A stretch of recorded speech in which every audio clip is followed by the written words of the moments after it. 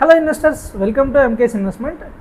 இன்றைக்கி மார்க்கெட்டில் என்னென்ன லேட்டஸ்ட் அப்டேட்ஸுங்கிறத இந்த வீடியோ டீட்டெயிலாக பார்க்கலாம். அதுக்கு முன்னாடி சேனலை சப்ஸ்கிரைப் பண்ணலாம், சப்ஸ்கிரைப் பண்ணிவிட்டு இந்த வீடியோக்கு ஒரு லைக் கொடுத்துருங்க. ஸ்ட்ரைட் ஆஃப் ஹார்மோஸ் ஃபேமாக ஓப்பன் ஆகுது அப்படிங்கிற நியூஸ் வருதோ அப்போ தான் மார்க்கெட்டை ரீபவுண்ட் ஆகும். இஸ்ரேல் ஈரான் வாரனால க்ரூட் ஆயில் ப்ரைஸஸ் ரொம்ப ஷார்ட் அப் ஆகிருக்கு. ஸோ இதை ஓவர் கம் பண்ணுறதுக்கு கரண்ட்டாக 20% மிக்ஸ் பண்ணிகிட்டு இருக்க எத்தனால் ரேஷியோ வந்து இன்னும் ஃபர்தராக இன்க்ரீஸ் பண்ணலான்னு டிஸ்கஸ் பண்ணிட்டுருக்காங்க. எல்பிஜியில் பயோகேஸை மிக்ஸ் பண்ணுறதை பற்றியும் டிஸ்கஷன் போயிட்டு இருக்குது. ஆல்ரெடி பெட்ரோலில் எத்தனால் 20% மிக்ஸ் பண்ணுற மாதிரி பயோகேஸை வந்து எல்பிஜியில் மிக்ஸ் பண்ணி கொடுக்கலான்னு ஒரு டிஸ்கஷன் போயிட்டுருக்கு. அதே மாதிரி கவர்மெண்ட்டும் எல்பிஜியிலேருந்து எல்என்ஜி சப்ளைஸ்க்கு மூவ் பண்ண சொல்லி கிளைண்ட்ஸ் எல்லாத்துக்குமே அட்வைஸ் பண்ணிட்டுருக்காங்க. மேக் மை ட்ரிப் அவங்களோட இந்தியா நாம லிஸ்ட் பண்ணுறதுக்கான ப்ரொசீஜர் ஸ்டார்ட் பண்ணியிருக்காங்க. ஆக்கோ அவங்களோட 5% ஆஃப் ஸ்டாஃபை கட் பண்ணியிருக்காங்க. பிகாஸ் அப்கமிங் டேஸில் ஐபிஓ லான்ச் பண்ணுறதுனால ப்ராஃபிட்டபிலிட்டி ஷோ பண்ணுறவங்கிறதுக்காக. மோஸ்ட்லி இது எல்லாமே பேஃபர் ப்ராஃபிட்ஸ் தான். ஸோ ஐபிஓ வரும்போது ஒரு வேல்யூஷன் செக் பண்ணிட்டு அப்ளை பண்ணலாமா வேணாமாங்கிறத என்னோட சேனலில் அப்டேட் பண்ணுறேன்.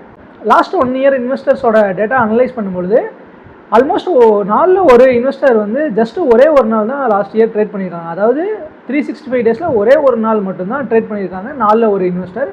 ஸோ இது என்ன சொல்லுதுன்னா, ரீட்டைல் பார்ட்டிசிபேஷன் வந்து மார்க்கெட்டில் ரெடியூஸ் ஆகுது. அண்ட் தென் ரீட்டைலர்ஸ் மார்க்கெட் மேலே இந்த இன்ட்ரெஸ்ட்டும் போகுது அப்படிங்கிறத காமிக்குது. ஐடிசி ப்ரோட்டீன் ரிச் ஃபுட்ஸை வந்து அவங்களோட எஃப்எம்சிஜி போர்ட்ஃபோலியோவில் இன்க்ரீஸ் பண்ணலாம்னு பார்க்குறாங்க. ஸோ ஹெல்த் கான்சியஸ் கன்சியூமர்ஸை டார்கெட் பண்ணி இதை இன்க்ரீஸ் பண்ணியிருக்காங்க.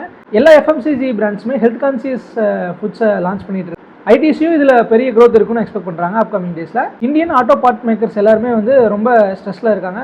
முக்கியமாக எக்ஸ்போர்ட் பண்ணுறவங்க எல்லாருமே. Because Strait of Hormuz close ஆனதுனால அவங்களோட எக்ஸ்போர்ட் ஆர்டர்ஸ் எதுவுமே போகல. யூஏஇ, சவுதி போகிற ஆர்டர்ஸ் எல்லாம் ஆல்மோஸ்ட் 0 ஆகிடுச்சு. அதர் கண்ட்ரிஸ் போகிற ஆர்டர்ஸுமே டிராஸ்டிக்காக ஃபாலோ ஆகிருந்திருக்கு.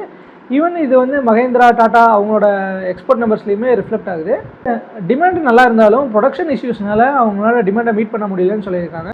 கான்ஃபிடென்ஷியல் ரூட்டில் ரேசர் பே ஐபிஓ பேப்பர்ஸ் ஃபைல் பண்ணியிருக்காங்க. ஸோ இது அப்ரூவல் ஆச்சுன்னா ரேசர் பே ஐபிஓவுமே மார்க்கெட்டில் ஹிட் ஆகும். நெக்ஸ்ட் ஏர் இந்தியா அவங்களோட ப்ரீமியம் கஸ்டமரை டார்கெட் பண்ணி ப்ரீமியம் போர்ட்ஃபோலியோவை இன்க்ரீஸ் பண்ணணும்னு பார்க்குறாங்க. ஆல்ரெடி குளோபல் லெவலில் பார்த்தீங்கன்னா லோ காஸ்ட் ஏர்லைன்ஸ் மட்டும் தான் ப்ராஃபிட்டபுளாக இருக்குது. எந்த ப்ரீமியம் ஏர்லைன் சர்வீசஸுமே லாஸ்ட்டில் தான் போயிட்டு இருக்கு. இன்னும் ப்ரீமியம் கஸ்டமரை டார்கெட் பண்ணாங்கன்னா லாஸ் இன்னும் ஜாஸ்தியாகும். எப்படி ப்ராஃபிட்டபிலிட்டியில் கொண்டு போக போகிறாங்கன்னு தெரியல.